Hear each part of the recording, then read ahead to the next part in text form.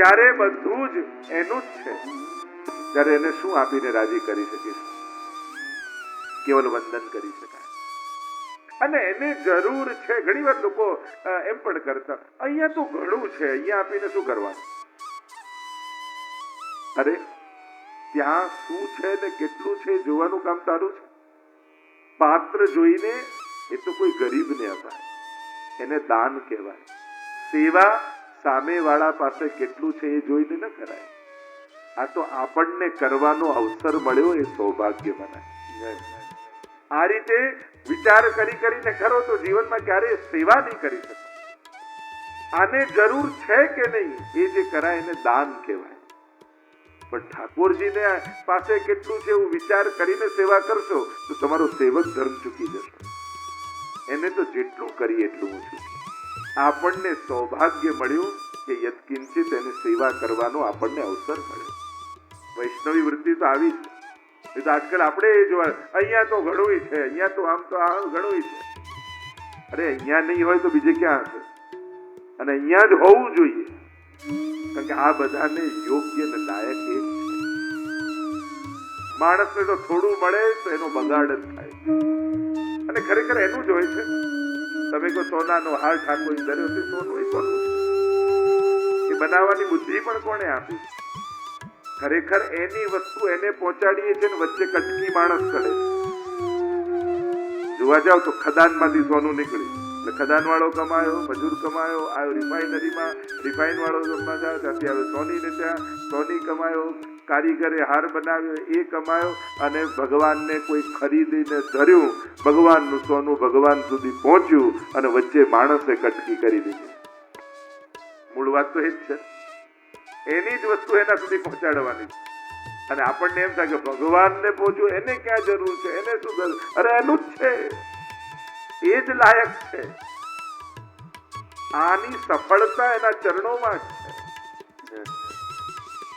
શ્રી કૃષ્ણાય વયમ નમઃ. બીજા શ્લોકમાં સુખદેવજીને વંદન કર્યા. પૂછ્યું કે સુખદેવજી જેવા મહાપુરુષને સંગનો ડર? તો ક્યાં સારો સંગ મળશે તો મોહ થઈ જશે, ખરાબ સંગ મળશે તો દ્વેષ થઈ જશે. બંને સંગ બાંધનારા છે ભક્તોને. તો જો લોકો નિંદા કરીને જ આપણું મન બગાડતા નથી, પ્રશંસા કરીને બગાડી જતા રહે. ઘણા આપણને એમ લાગે આપણા માટે ખોટું બોલ્યો ને આમ આપણું તો મૂળ જ જતો રહ્યો, મન જ બગડી ગયું. અરે ના, ઘણાએ વખાણ કરીને મન બગાડી જતા રહ્યા. કારણ કે એ અહંકાર આપતો ગયો, પેલો ક્લેશ આપતો ગયો, પેલો અહંકાર આપતો ગયો. બંને રીતે મન બગડે. દુઃખ જ મન બગાડે જરૂરી નથી, સુખ પણ બગાડે, પણ એનો બગાડવાનો રૂપ જુદો હોય. એટલે એમ નહીં માનવું કે ખરાબ લોકો જ ભગવાનથી દૂર કરે. ઘણી વાર સારા લોકો બગાડી જાય. બહુ સ્નેહ કરનાર, પ્રેમ કરનાર પણ ભગવાનમાંથી મન હટાવી એનામાં લગાડી જાય. જોને મારા માટે કેટલી લાગણી છે, હવેથી મને એના માટે બહુ થઈ ગયું. જે દિવસે જેના માટે બહુ આપણને થઈ જાય તેટલું મન ભગવાનમાંથી મન ગયું, આપણો મોહ વધારીને ગયો. એટલે એમ નહીં બગાડું કે જે સંબંધો બગાડીને ગયો એ જ આપણું અકલ્યાણ કરીને ગયો. ઘણી વાર બહુ સંબંધો સુધારીને જાય એ મનમાં વસીને જતા હોય છે. એટલી દિલમાં જગ્યા એ લોકો રોકી લેતા હોય છે. પ્રભુ માટે એટલી જગ્યા ઓછી થઈ જાય છે અને એને એટલો પાર્ટ રોકી લીધો. તો વાત તો એવી જ છે. ભગવદી જે જીવ છે, જેને કેવલ પરમાત્માને જ પામવા છે, આ તો એમની કથા છે ને. નિવૃત્ત સંશયરૂપજીય, જેની સર્વ તૃષ્ણાઓ સમાપ્ત થઈ ગઈ છે, એના માટેની આ કથા છે. ભાગવતની કથાને ઘણી વાર આપણી જોડે આત્મસાત કરવા જઈએ ને એમ લાગે આવું તો કઈ હોતું હશે, આમ તો કઈ થતું હશે. પણ આ કથા કયા લેવલ પર ગાનારા કોણ છે, કહેનારા કોણ છે, સાંભળનારા કોણ છે, કોના માટે કહેવાઈ રહી છે, એ જયારે લેવલની વાત કરો ત્યારે એ પરમહંસોની સહિતા યમ પ્રભજંતમ, ઘર છોડીને ભાગી રહ્યા છે. પાછળ વ્યાસજી આવે છે. પુત્રે તન્મયતયા તનવોભિનેદુ, હે પુત્ર કરતા કરતા વ્યાસજી એમની પાછળ દોડે. પણ જવાબ સુખદેવજી નથી આપતો. અનુપેતમ અપેત કૃત્યમ, જેની કોઈ ઈચ્છા નથી, જેને કોઈ આકાંક્ષા નથી, જેને કઈ પામવાની લાલસા નથી, એવા સુખદેવજી. જેને કઈ મેળવવું છે ને એને જ લોકોની ગરજ કરવી પડે. અને જેને પગે લાગવા જોઈએ એને નથી લાગતા. તો ન લાગવા જેવા લોકોને પગે લાગવું પડે. જેને ખરેખર જેની આગળ નમવી જવું જોઈએ એની આગળ નથી નમતા, એના દરબારમાં નથી નમતા, એના પગથિયેમાં નથી નમાવતા, તો ન લાગવા જેવા લોકોને પગે લાગવા પડે. ખરેખર લાગવા જેવા તો પરમાત્મા, સિર્ફ તો પરમાત્માની આગળ ઝુકાવવા યોગ્ય છે. એમાં જ આની સર્વોચ્ચ ઊંચાઈ છે, આમાં જ એનું સફળતા છે. અને એ જ્યારે નથી કરતા, ભગવાનનો આશ્રય નથી કરતો, એને માણસોની ગરજ કરવી પડે, લોકોની ગરજમાં રહેવું પડે. આ મદદે નહીં આવે તો, આ સાથ નહીં આપે તો, આ સપોર્ટ નહીં કરે તો, આ મારી પક્ષમાં નહીં બોલે તો. કેટલા બધા લોકોના ભય આપણને હોય. કેમ? કારણ કે વિશ્વાસ નથી, આશ્રય નથી. જેને ભગવાનના ચરણ પકડ્યા છે, ભગવાન એનો યશ આપમેળે ફેલાવે. લોકો એની ગરજ કરતા આવે. અનપેક્ષ છે સુખદેવજી, ભાગી રહ્યા, દોડી રહ્યા. તરવો વિનેદુ, વૃક્ષોએ ઉત્તર આપ્યો. વ્યાસજી અમારી સામે જુઓ, અમે ઉગીએ છે, તાડ તડકો વરસાદ બધું સહન કરીએ, પણ અમારી ઉપર ફળ લાગે તો એમાં મોહ રાખતા નથી. અમે જાણીએ છે કે કોઈ આને લઈ જાય ને પોતાનું પેટ ભરી લે, એમાં જ એની સફળતા છે. એમ અમારી તપશ્ચર્યાનું ફળ આ સુખદેવજી છે. સમાજના કલ્યાણમાં એમનો ઉપયોગ થાય, એમાં જ એની સફળતા છે. એવા મનનશીલા મુનિ સુખદેવજીને વંદન કર્યા. સૌનક આદિ ઋષિઓ 88,000 ઋષિઓ ભેગા મળ્યા છે નૈમિષારણ્યમાં. બ્રહ્માજીને પૂછ્યું કે કઈ જગ્યાએ જઈને તપ કરીએ. મનોમય ચક્ર છોડ્યું અને જ્યાં એ ચક્રની ધરીનો ભાગ રહે એ સ્થાન એને નૈમિષારણ્ય કહેવાય. ત્યાં તમારું મન સ્થિર થશે. એ ભૂમિમાં જઈને 1000 વર્ષ સુધી ચાલે એવો યજ્ઞ આદરીને બેઠા છે. કહ્યું કે યજ્ઞમાં સમય બચે છે, લાવ કોઈ મહાત્માને બોલાવીને ભગવાનની કથા સાંભળીએ. સુતજીને બોલાવ્યા છે, ઉપર આસન પર બિરાજમાન કર્યા, સુંદર પ્રશ્નો કર્યા છે અને કહ્યું આપ તો ગુરુદેવ છો, આપ તો સર્વ શાસ્ત્રોના વેદતા છો, અમને કોઈ એવું સાધન બતાવો ને જે સર્વ સાધનોમાં શિરમોર હોય, જે મનને પવિત્ર કરી નાખનારું હોય, જે ભગવાનને મેળવી આપે, એવું કોઈ અમને સાધન બતાવો. અને જ્યારે આવા પ્રશ્નો કર્યા, સુતજી કહેવા લાગ્યા પ્રશ્નો અનેક છે, પણ અનેક પ્રશ્નોનો ઉત્તર તો એક જ છે. જો આપણા જીવનમાં દુઃખો અનેક પ્રકારના આવે, પણ સમાધાન તો એક જ છે, અને એ છે ભગવાન. સમાધાનનું નામ ભગવાન. ભગવાન એ પ્રશ્નાર્થ નથી, ભગવાન એ પૂર્ણ વિરામ છે આપણા જીવનમાં. ભગવાન વિશે આપણને તો કેટલા પ્રશ્નો છે. અરે જીવનના ઉઠેલા બધા પ્રશ્નોનો જવાબ એ ભગવાન. આપણા જીવનનું પૂર્ણ વિરામનું નામ ભગવાન. દરેકનો આ કાલરૂપી સર્પ છે ને આપણા બધાનો ગ્રાસ કરી રહ્યો, અને ગ્રાસ કરે છે ને આપણને ખબર નથી પડતી. કાળ આપણને ખાઈ રહ્યો છે, અને એટલે જેવા પહેલા હતા એવા આજે નથી રહ્યા. દરેક સમયે આપણો ગ્રાસ થઈ રહ્યો છે. કાલ ગ્રસિત થયો છે, આપણને ગ્રાસે પોતાનો કોળીઓ કરી રહ્યો છે, સાધારણ શબ્દોમાં કહું. અને માણસને ભાન પણ નથી હોતું. જ્યારે સવારે ઉઠે છે ત્યારે એક દિવસ કાળે એનો ખાઈ લીધો. બસ એ રીતે આખો સમય જતો જાય છે, જીવન જતું જાય છે. એમ જોવા જાઓ 100 વર્ષનું આયુષ્ય માનો, 365 દિવસ વર્ષના કરો તો 365 ગુણ્યા 100 કરો તમે, 36,500 દિવસ છે. બધા પાસે લગભગ સરેરાશ છે. અને એમાં પછી વધે ઓછું કોઈ 80, 85, 70, 90 જુદા જુદા વર્ષ, 100 ગણો. હા, તમે 100 વર્ષ જીવી ના શકો, પણ 100 વર્ષ જેટલું જીવી શકો, તમે જેટલું જીવ્યા છો એમાં. મૂળ વાત છે પૂર્ણતાનો અહેસાસ જીવનનો હોવો. ભાગવત આપણને સમજાવે છે મરી ગયાના અફસોસ સાથે નથી જવું, જીવી ગયાના આનંદને લઈને જવું છે. આ ભાગવતનો મહામંત્ર છે. દુનિયા મરીને જાય છે, ભક્ત જીવીને જાય છે. દુનિયા મૂકીને જાય છે, વૈષ્ણવ તો મેળવીને ગયો છે. આ જે કાંઈ પણ સંસારમાં સાધનો મળ્યા એનાથી ભગવાનનો આનંદ મેળવીને ગયો છે. એટલે મૂકી ગયાના અફસોસ કે આપી ગયાનો આનંદ, એ આપણે નક્કી કરવાનું કે જીવનમાં કયો સાર કાઢવો. વૈષ્ણવ તો પ્રયાણ કરે, વ્યક્તિ મરી શકતો હશે, વૈષ્ણવનું મૃત્યુ નથી થતું. એની વૈષ્ણવતા તો સદાય મહેકતી રહે. કાળરૂપી વ્યાલ જ્યારે ગ્રાસ કરી રહ્યો છે ત્યારે એનાથી છોડાવવા માટે, મુક્ત કરવા માટે સુખદેવજી આ ભાગવત શાસ્ત્ર કહ્યું. અને જે કોઈ આ ભાગવત રૂપી અમૃતને પીએ છે, શ્રી ભાગવત પિયુષ સમુદ્ર મથનક્ષમ, એને પિયુષ અમૃત કહ્યું, એ આ જન્મ મરણના ભયમાંથી મુક્ત થઈ જાય. અમર બનવું એટલે જન્મ મરણનું ગણિત સમજી લેવું. અને જે દિવસે ગણિત સમજાઈ જશે ત્યારે પોતાની અનંત યાત્રાનું ભાન થઈ જશે. કેવલ આ જન્મ મારી બર્થ ડેટ છે ત્યારથી જ મારું જીવન નથી. એ જન્મ છે આ દેહ રૂપે, જીવન તો અનંત હતો. અનંત જન્મોની યાત્રા કરતો કરતો આ પડાવમાં મેં મુકામ કર્યો અને આ પડાવથી પછી આગળની યાત્રા છે. પણ ભાગવત કળા એ શીખવાડે છે કે આ જન્મ મરણના ચક્કરમાંથી છૂટી દોડતા જઈ, જેમ છૂટવાનો બેલ વાગે ને માં લેવા આવી હોય દરવાજે, અને છોકરાને જોજો જ્યાં છૂટવાનો બેલ વાગે દફતર પેલું ટિફિન બધું મૂકી દોડતો દોડતો જઈ માના ખોળામાં કૂદકો મારીને ચડી જાય. બસ ભાગવત એ જ મુક્તિનો પ્રકાર છે કે આ જન્મ મરણના ચક્કરમાં ચાલતી ઘટનાઓમાંથી જે ક્ષણે આપણા જીવનમાં ભાગવત પ્રવેશ કરે એટલે સમજો કે મુક્તિનો ઘંટ વાગ્યો અને દોડતા દોડતા જઈ કૂદકો મારી શ્રીનાથજીની ગોદમાં બેસી જવું, એ જ ભાગવતનું પરમ ફળ. 3 ફળ એમ માની શકાય ભાગવત.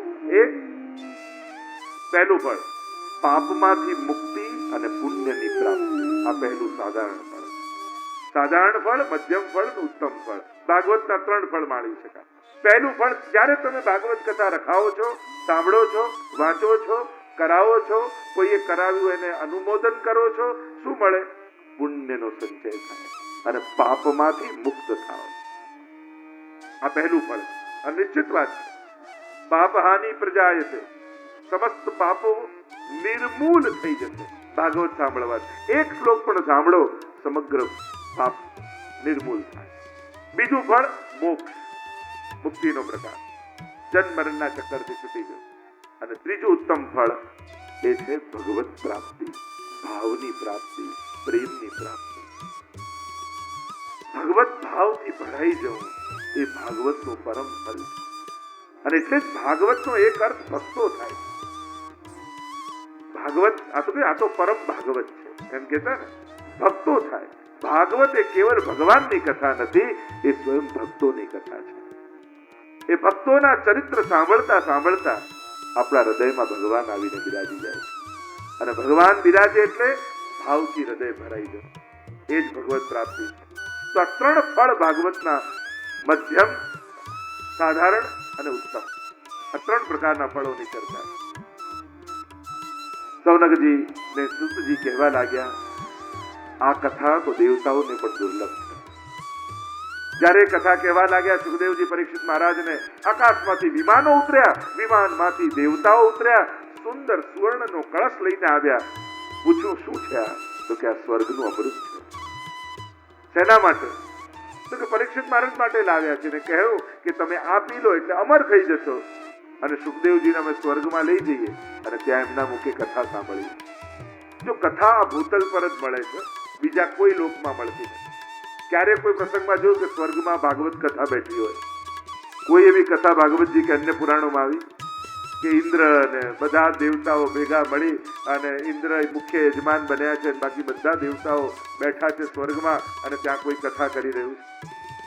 આ કથા તો ભૂતલ પર જ મળે. આ અન્ય લોકમાં એની પ્રાપ્તિ નથી. એટલે આપણે ભાગ્યશાળી છીએ કે આપણે ભૂતલ પર છીએ. આપણું અહીંયા ભૂતલ પર હોવું એ પણ સૌભાગ્યની નિશાની. કહ્યું દેવતાઓને પણ ના પાડી, દેવતાઓને પણ દુર્લભ છે. અભક્તાંગ સાંસ વિઘ્નાય ન દદૌસ કથામૃતમ. અભક્તો જાણીને એમને કથા ના આપી. કથાનો અધિકારી એટલે ભક્ત પણ.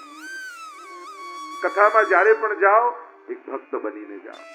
ભગવત સ્થાનમાં જ્યારે પણ જાઓ, હું તો કહું છું, આપણા લૌકિક સામર્થ્યને છુપાવીને જવું. કારણ કે અમુક સ્થાનોમાં પોતાનું લૌકિક સામર્થ્ય બતાવી લાભ લેવાનો પ્રયાસ નહીં કરો. ત્યાં બને તો છુપાવી દો. ત્યાં એક વૈષ્ણવ બનીને જાઓ, સહજ બનીને જાઓ. અહીંયા સુંદર પ્રશ્નો કર્યા. કહ્યું કે આ કથા શ્રવણની વિધિ કોણે બતાવી? તો કે સનત કુમારોએ નારદજીને સંભળાવી. તો નારદજીને સનત કુમારોનો મેળાપ ક્યાં થયો? તો કે બદ્રી વિશાલમાં જ્યારે સનત કુમારો સત્સંગ માટે ભેગા થયા, નારદજીને જતા જોયા. પૂછ્યું, કેમ આવા ઉદાસ, ચિંતાતુર છો? ક્યાં જઈ રહ્યા છો? ક્યાંથી આવ્યા છો? તો કહ્યું, અહમ તો પૃથ્વી જ્ઞાત્વા સર્વોત્તમામિતિ પુષ્કરમ ચ પ્રયાગમ ચ કાશીમ ગોદાવરીમ તથા. આ પૃથ્વીને સર્વોત્તમ જાણીને હું આવ્યો તો ખરા, બધા જ તીર્થ સ્થળોમાં ગયો, પણ ક્યાંય મને શાંતિનો અનુભવ ન થયો. ચારે બાજુ કલિયુગનો પ્રભાવ મને દેખાયો. કલિયુગ એટલે ક્લેશ, કલિયુગ એટલે દંભ, કલિયુગ એટલે પાખંડ. શું જોયું? સત્યમ નાસ્તિ તપ શૌચમ દયા દાનમ ન વિદ્યતે. અને ચારે બાજુ કલિયુગના લક્ષણો બતાવ્યા. મંદા સુમંદ બતયો મંદ ભાગ્યા યુપદ્રતા તરુણી પ્રભુતા ગેહ ચાલકો બુદ્ધિદાયક. ચારે બાજુ ક્લેશ દેખાયા. દંપતિ નામ ચકલકનમ, દરેકના ઘરમાં ક્લેશ દેખાય. સુખના બધા સાધન હોવા છતાં દરેકના ઘરમાં ક્યાંક ને ક્યાંક કોઈક ને કોઈક પ્રકારથી ક્લેશ. અને ક્લેશ જ કલિયુગ છે. અને એનાથી મુક્ત કેમ થવાય? જ્યારે સાધનો તમને સુખી ન કરી શકે ત્યારે સમજણથી સુખી થવાનો પ્રયાસ કરજો. એવી સમજણો કેળવજો જેથી વ્યક્તિ અને વસ્તુની પરાધીનતા જતી રહે, એનો મોહ જતો રહે. નહીં તો એ વસ્તુ અને વ્યક્તિ સતત તમને દુઃખ આપ્યા જ કરે. અને અકારણ દુઃખી થવાનું કોઈ ઉપકારણ નથી. કલિયુગ એટલે ક્લેશ. ઘર ઘરે ક્લેશ દેખાય. જ્યાં જ્યાં જુએ ત્યાં ક્લેશ. કોઈ કોઈનું સાંભળવા તૈયાર નથી. પિતા પુત્રને કહે, પુત્ર પિતાને કહે, પતિ પત્નીને કહે, પત્ની પતિને કહે, સાસુ વહુને કહે. અને આમાં ત્યારના સમયમાં જે 60-70 વર્ષના સાસુઓ છે ને, એમને તકલીફ શું થઈ? એ જયારે પરણીને વહુ બનીને આવ્યા ત્યારે સાસુનો ટાઈમ ચાલતો. બધાને બીક લાગતી, કેવા સાસુ મળશે, કેવા સાસુ મળે, ડરથી આવશે. અને એમનો જયારે સાસુનો વટ કરવાનો ટાઈમ આવે ત્યારે વહુઓનો ટાઈમ આવી ગયો. એટલે એમને બિચારાને તો ચાન્સ જ ના મળ્યો. હવે સાસુને બીક લાગે, કેવી વહુ મળશે, કેવી વહુ મળશે, કેવી વહુ મળશે. એટલે જે અત્યારે 60-70 વર્ષના છે એમને તો બિચારાને ચાન્સ જ નથી લાગ્યો. એટલે એમનો અફસોસ છે કે અમારો વારો ક્યારે આવશે. આ તો હસવાની વાત છે. મૂળ વાત છે, આપણા ઘરના ક્લેશો આપણે ટાળી શકીએ. હંમેશા આપણા ક્લેશ, ઘરના ક્લેશોના ઉકેલ આપણે બહારથી ક્યાંક શોધવાનો પ્રયાસ કરીએ. પણ શું આપણે બેસીને એકબીજા સાથે ચર્ચા કરી ટાળી શકીએ?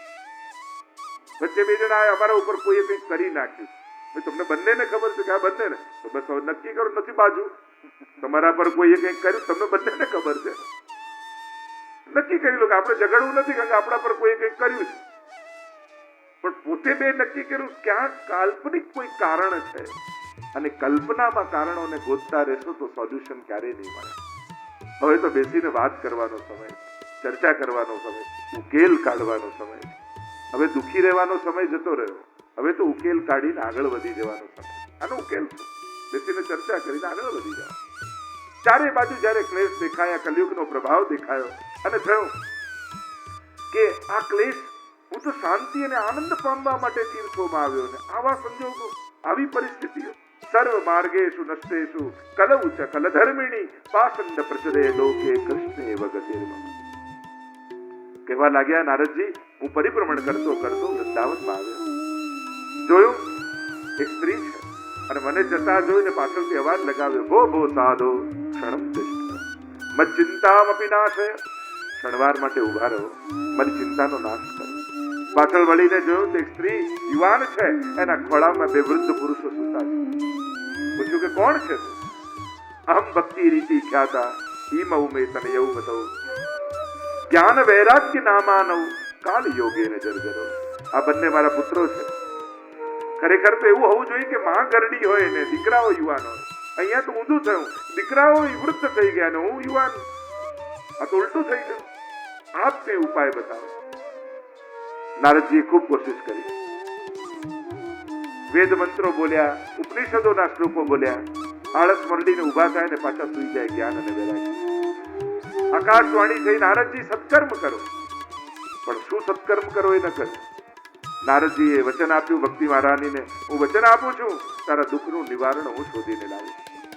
અને ભક્તિનું દુઃખ કેમ દૂર થાય એની ચિંતામાં પરિભ્રમણ કરતા હતા. એટલામાં સનતકુમારો એમને મળ્યા. સનતકુમારોએ કહ્યું, નારદજી, તમારા દુઃખનો ઉપાય અમારી પાસે છે, જેનાથી જ્ઞાન, વૈરાગ્ય અને ભક્તિ ત્રણેય યુવાન થઈ જાય એવો ઉપાય અમારી પાસે છે. કેવા લાગે, જલ્દી ઉપાય બતાવો. સનતકુમારો કહે, તમે ભાગવત કથા કરો. અરે ભાગવતજી, જે વેદ મંત્રોથી ન થયું એ ભાગવતજીથી થશે? હા, દૂધથી જે કામ ન થાય દહીં કરે, દહીંથી જે ન થાય માખણ કરે, માખણથી જે ન થાય ઘી કરે. એનું પૌષ્ટિકતા વધતી જાય. સાર જ્યાં હોય તેનું પૌષ્ટિક કે એની કિંમત વધારે હોય. એમ સર્વ શાસ્ત્રોનો સાર શ્રીમદ ભાગવત છે. કોણ કરે કથા? સનતકુમારો કહે, અમે તો સત્સંગ માટે જ આવ્યા છીએ. કોઈ ગાનારા મળે તો અમે સાંભળવા બેસી જઈએ, કોઈ સાંભળનારું મળે તો અમે ગાવા લાગીએ. અમારે તો ભગવત ચર્ચાથી મતલબ છે. કોણ બોલે ને કોણ સાંભળે એવા નાના મોટા ભેદભાવથી અમને કોઈ અર્થ નથી. તમે કહો તો અમે પોતે કથા કરીશું. પ્રસન્ન થઈ ગયા નારદજી. આપના મુખે કથા સાંભળવા મળે તો એનાથી ઉત્તમ બીજું શું હોય? કથા તો એ જ છે, પણ કોના મુખે સાંભળી એનો પ્રભાવ છે. અને સુંદર પંડાલ બાંધ્યો છે. સનતકુમારો બિરાજમાન થયા છે અને એમના મુખે જ્યારે ભાગવતના એક એક શ્લોકો ગવાતા હોય ત્યારે એનો કેવો પ્રભાવ શ્રોતા ઉપર પડે. હજી તો જ્યાં મહાત્મ્યના શ્લોકો કયા એટલામાં કથા પંડાલમાં એક આશ્ચર્ય થયું. એક યુવાન સ્ત્રી બંને યુવાન પુરુષોની સાથે પ્રગટ થઈ ગયા. અંદર લોકો વાતો કરવા લાગ્યા, કોણ છે આ સ્ત્રી, કોણ છે આ પુરુષો? ત્યારે કહ્યું કે આ બીજું કોઈ નહીં, કથાના પ્રભાવ તમે જુઓ. છે ગંગાજીના ઘાટ ઉપર હતા, પણ એનો કથાનો પ્રભાવ યમુનાજીના ઘાટ પર રહેલા ભક્તિ મારાની જ્ઞાન અને વૈરાગ્ય, ગંગાજીના ઘાટ પર થતી કથાના પ્રભાવને કારણે યુવાન બનીને કથા પંડાલમાં પ્રગટ થઈ ગયા. બતાવો અમે ક્યાં બેસીએ? એવું જ્યારે ભક્તિ મહારાણીએ કહ્યું ત્યારે એમણે કહ્યું કે આ જે કોઈ કથા સાંભળવા આવ્યા છે ને એમના હૃદયમાં જઈને તમે બિરાજમાન થઈ જાઓ. અને એટલા માટે કથા જ્યારે પણ થાય ત્યારે ભક્તિ મહારાણી જ્ઞાન અને વૈરાગ્યની સાથે શ્રોતાઓના હૃદયમાં આવીને બિરાજી જાય.